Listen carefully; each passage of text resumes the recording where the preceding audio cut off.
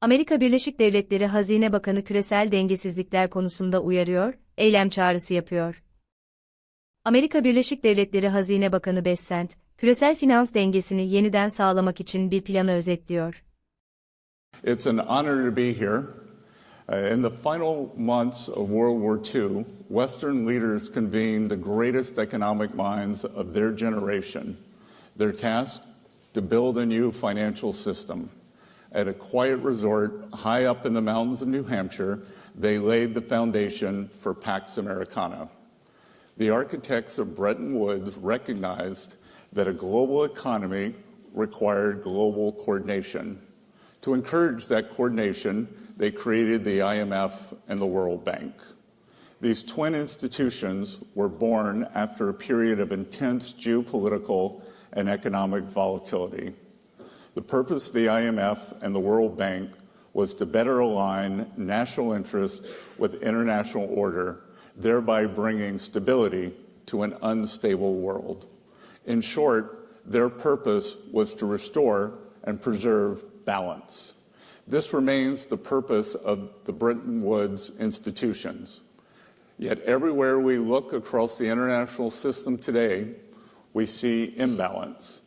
The good news, it doesn't have to be this way. My goal this morning is to outline a blueprint to restore equilibrium to the global financial system and the institutions designed to uphold it. I have spent the bulk of my career from the outside looking in on financial policy circles. Now I am on the inside looking out.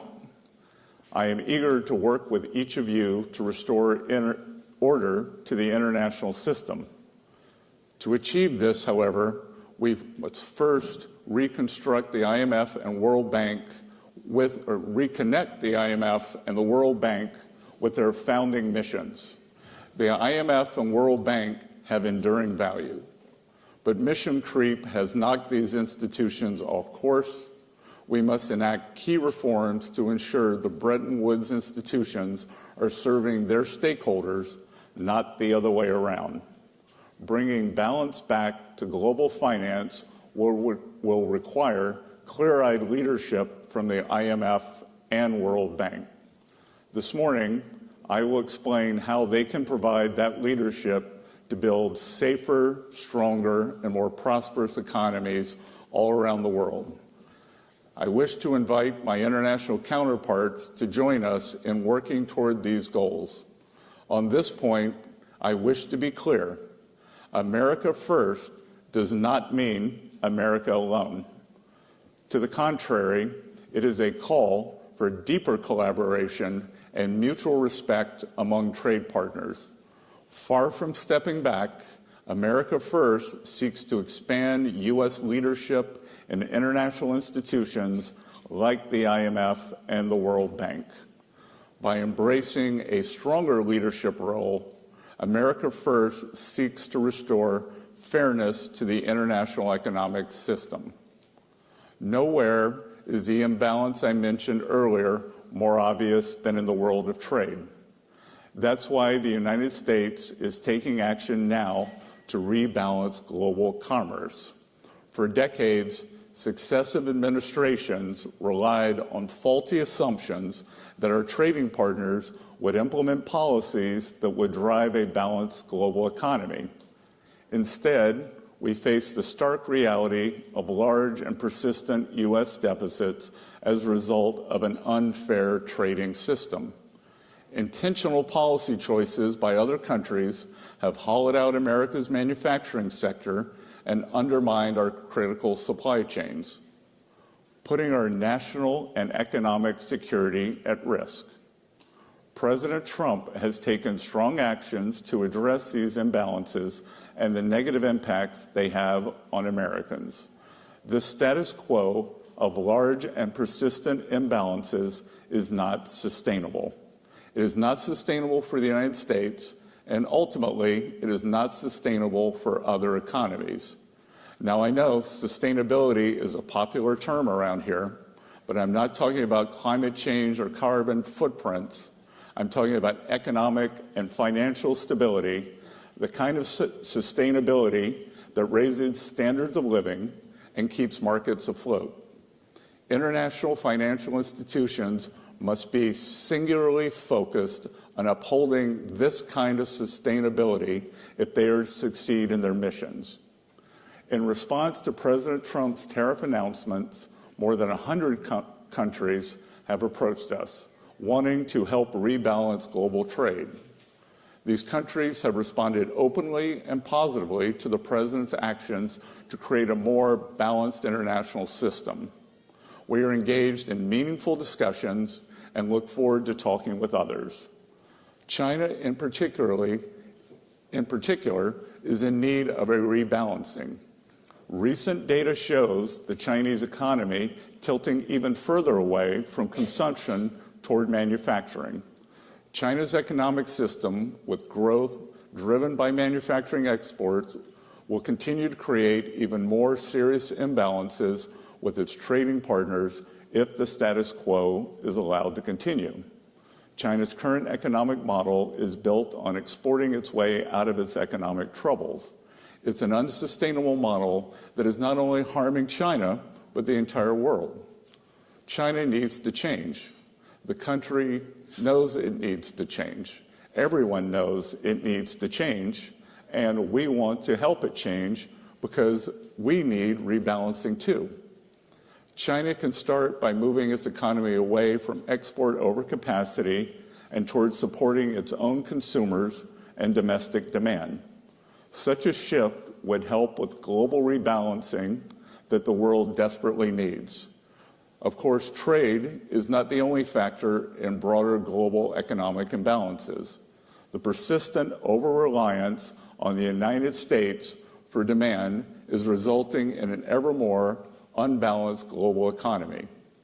Some countries' policies encourage excess savings, which holds back private sector-led growth. Others keep wages artificially depressed, which also suppresses growth. These practices contribute to global dependence on U.S. demand to spur growth.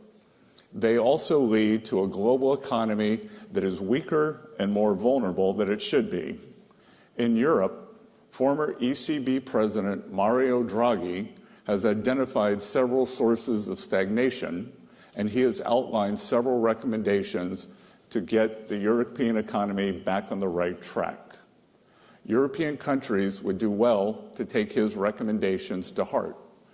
Europe has already taken some long overdue initial steps that I applaud.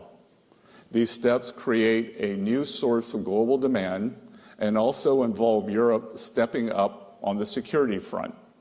I believe global economic relationships should come to reflect security partnerships. Security partners are more likely to have compatible economies structured for mutually beneficial trade. If the United States continues offering security guarantees and open markets, then our allies must step up with stronger commitments to shared defense. The initial actions from Europe on increased fiscal and defense spending are proof that the Trump administration's policies are indeed working. The Trump administration and the U.S. Treasury are committed to maintaining and expanding U.S. economic leadership in the world. This is especially true at the international financial institutions. The IMF and World Bank serve critical roles in the international system, and the Trump administration is eager to work with them so long as they can stay true to their missions. And under the status quo, they are falling short. The Bretton Woods institutions must step back from their sprawling and unfocused agendas, which have stifled their ability to deliver on their core mandates. Going forward, the Trump administration will leverage U.S. leadership and influence at these institutions and push them to accomplish their very important mandates. The United States will also demand that the management and staffs of these institutions be accountable for demonstrating real progress. I invite all of you to join us in working to refocus these institutions on their core missions. It is in our collective interest to do so. the IMF, first we must make the IMF again. The IMF's mission is to promote international monetary cooperation, facilitate the balanced growth of international trade, encourage economic growth, and discourage harmful policies like competitive exchange rate depreciation. These are crucially important functions to support the U.S. and global economies. Instead, the IMF has suffered from mission creep. The IMF was once unwavering in its mission of promoting global monetary cooperation and financial stability. Now it devotes disproportionate time and resources to work on climate change, gender, and social issues. These issues are not the IMF's mission. And the IMF's focus in these areas is crowding out its work on critical macroeconomic issues. The IMF must be a brutal truth teller and not just to some members. Today, the IMF has been whistling past the graveyard. Its 2024 external sector report was entitled Imbalances Receding. This Pollyannish outlook is symptomatic of an institution more dedicated to preserving the status quo than answering the hard questions. Here in the United States, we know we need to get our fiscal house in order. The last administration ran up the largest peacetime deficit in our nation's history. The current administration is committed to fixing this. We are open to critique, but we will not abide the IMF failing to critique the countries that most need it, principally surplus countries. In line with its core mandate, the IMF needs to call out countries like China that have pursued globally distorted policies and opaque currency practices for many decades. I also expect the IMF to call out unsustainable lending practices by certain creditor countries. The IMF should push more proactively official bilateral lenders to come to the table early to work with borrower countries to minimize periods of debt distress. The IMF must refocus its lending on addressing balance of payment problems, and its lending should be temporary. When done responsibly, IMF lending is at the very core of its contribution to the global economy. When markets fail, the IMF steps in and makes resources available. In exchange, countries implement economic reforms to resolve their balance of payments issues and support economic growth. The reforms undertaken during these programs are some of the IMF's most important contributions to a strong, sustainable, and balanced global economy. Argentina is a fitting example. I was in Argentina earlier this month to demonstrate the United States' support for the IMF efforts to help the country reset financially. Argentina deserves the IMF support because the country is making real progress toward meeting financial benchmarks, but not every country is so deserving. The IMF must hold countries accountable for implementing economic reforms, and sometimes the IMF needs to say no.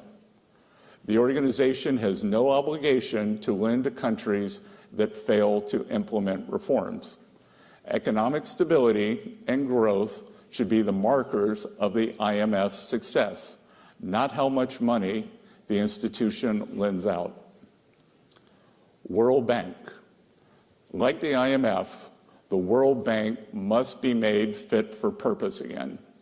The World Bank Group helps developing countries grow their economies, reduce poverty, increase private investment support, private sector job creation, and reduce dependence on foreign aid. It offers transparent and affordable long-term financing for countries to invest in their own development priorities. The bank, along with the fund, provides extensive technical support to promote debt sustainability among low-income countries. which empowers those countries to stand up to coercive and opaque lending terms from other creditors. These core functions of the World Bank complement the Trump administration's efforts to foster safer, stronger,